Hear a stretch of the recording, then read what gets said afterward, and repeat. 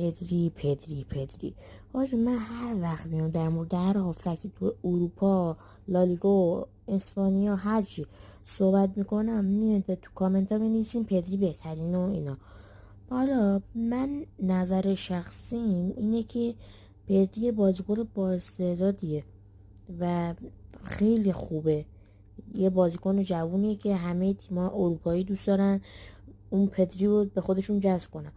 حالا با اینکه طرفدار رئالم عاشق پدریم، با اینکه تیم رقیبمونه، ولی خب نمیام الکی بکوبمش و من الکی نمیام یه بازیکن رو با اینکه تو تیم رقیبمونه خراب کنم.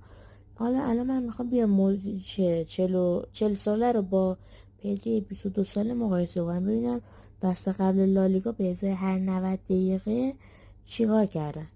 راستی مودریچ، چپی هم پدری. الان میبینه که مودریچ همه اینا رو خوبه، یعنی سبزه. شما خودت بیای آمارا رو ببین. واقعا تنها نکته ای که هست پدری توش برتری داشت کلا پاس دوم بوده.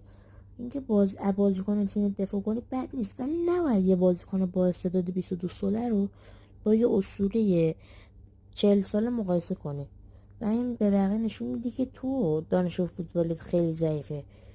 آقا میشه هم از بازی پدری لذت برد و هم بازی مودریچ، اما نباید یه اسطوره رو با یه بازیکن با استعداد مقایسه کرد.